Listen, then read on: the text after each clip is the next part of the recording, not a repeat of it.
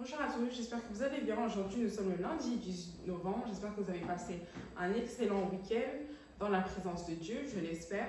Aujourd'hui, nous nous retrouvons pour une leçon intitulée « Quand Dieu est en mouvement ». Quand Dieu est en mouvement. Père éternel, alors que nous nous réunissons encore pour entendre de toi, de ta parole, je prie Seigneur Dieu, viens te glorifier en cet instant, viens nous enseigner et qu'à la fin de toute la gloire et l'honneur soit rendue Père. Alors que nous mettons en pratique ta parole dans nos vies, que nos vies soient pourtant un parfum de bonne odeur, un bon encens qui monte jusque toi, au nom de Jésus. Père éternel, aide-moi à délivrer ton message, le message que tu as pour ceux qui m'écoutent, ceux qui m'entendent. Aide-moi, Seigneur, à ne pas parler de moi-même, je te prie, au nom de Jésus, j'ai prié. Amen. Comme je l'ai dit, le titre c'est « Quand Dieu est en mouvement ». Notre verset de mémoire est tiré de Matthieu 9,35. Matthieu 9,35 que je lis. Jésus parcourait toutes les villes et les villages, enseignant dans les synagogues, prêchant la bonne nouvelle du royaume et guérissant toute maladie et toute infirmité. Ce passage insiste ou met un point d'honneur à parler du fait que Jésus évangélisait. Alors parce que Jésus le faisait, nous aussi nous devons marcher sur les traces de Jésus et le faire. Ceci est un bon rappel pour moi en tout cas, d'aller de ville en ville et de faire en sorte que la bonne nouvelle de Christ se propage au monde entier. Et ensuite, la fin de ce verset dit qu'il guérissait toute maladie et toute infirmité. Dieu peut également nous utiliser comme il a utilisé Jésus pour faire des merveilles.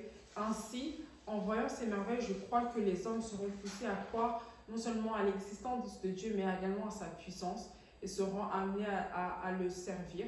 Et c'est ma prière que Dieu puisse nous utiliser pour faire ses prodiges pour sa gloire au nom de Jésus. Le passage biblique est tiré de ce même passage, donc Matthieu 9, 35 à 36. Le verset 36 dit « À la vue des foules, il fut rempli de compassion pour elles, car elles étaient blessées et abattues comme des brebis qui n'ont pas de berger. » Donc ce verset supplémentaire par rapport au verset de mémoire nous donne un peu plus de contexte quant au motif de la raison pour laquelle Jésus allait en faisant des miracles et en annonçant la bonne nouvelle. C'est parce que Jésus était rempli de compassion pour elles. Parce que ces foules-là, elles étaient blessées et abattues comme des brebis qui n'ont pas de berger. Donc Jésus voulait amener une solution à leur problème qui était visible. De même, envers les hommes, nous devons nous dire que tant qu'ils n'ont pas Jésus, ils n'ont pas cette chance que nous avons là. Donc nous devons faire en sorte de sortir de notre zone de confort et d'annoncer la bonne nouvelle, afin que tous viennent à expérimenter ce qu'on expérimente en Christ, c'est-à-dire la joie, la paix, l'abondance, etc. Que Dieu nous aide au nom de Jésus. Donc quand Dieu est en mouvement, il distribue des miracles le long de son chemin. Lorsqu'on lit la Bible, on verra dans de nombreux passages que lorsque Jésus passait, ou lorsque Dieu agissait au travers de Jésus, lorsqu'ils allaient de ville en ville, donc lorsqu'ils étaient en mouvement, les miracles accompagnaient ce mouvement.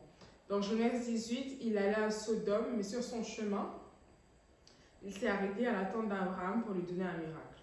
Aussi dans Luc 7, 11 à 15, Jésus allait dans la ville de Naïn et il vit un homme mort être porté vers sa tombe.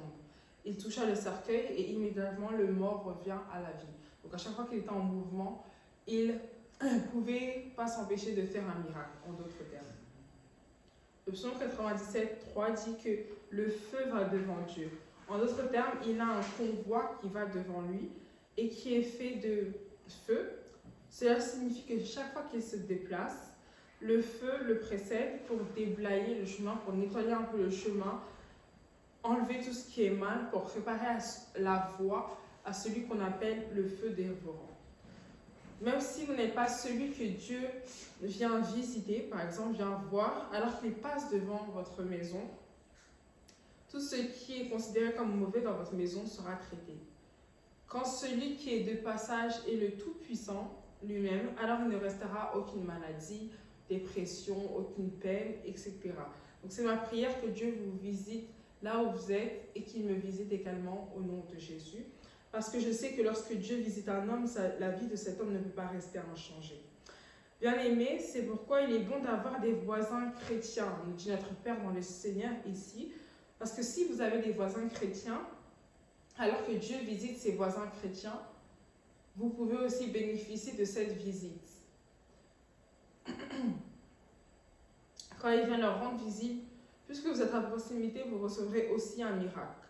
C'est pourquoi, même nous en tant qu'enfants de Dieu, on devrait s'assurer d'annoncer la bonne nouvelle dans notre environnement à nos voisins, afin que quand Dieu nous visite, nous, ça les touche eux. Quand Dieu les visite, eux, ça touche encore un autre voisin. Et comme ça, de plus en plus de personnes voient et prennent part à ce que Jésus peut faire dans la vie d'un homme. La Bible dit que la justice exalte une nation, en Proverbe 14, 34.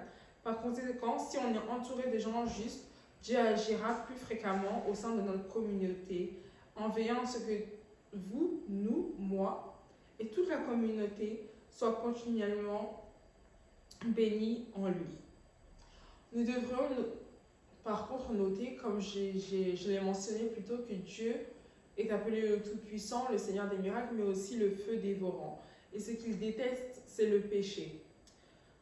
Donc quand il se déplace, nous devons être assurés d'avoir une vie qui est en règle, parce qu'il détruit tout ce qui est mauvais alors qu'il se déplace, alors qu'il est en mouvement.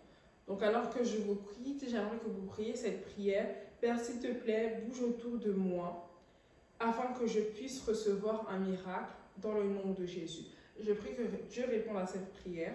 On se retrouve très bientôt pour une nouvelle leçon sur le verre. Que Dieu vous bénisse.